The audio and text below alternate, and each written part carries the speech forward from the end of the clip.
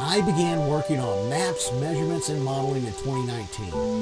The goal was to be able to share with real estate professionals the benefits of aerial photogrammetry. So to gain an understanding of the technology, I tested the software systems of Drone Deploy, Pix4D, Maps Made Easy, and Zephyr.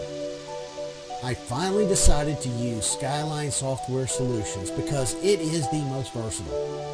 Now, my maps and models were developed during the testing periods with these different softwares, and what I created should not dissuade you from testing out the products yourself.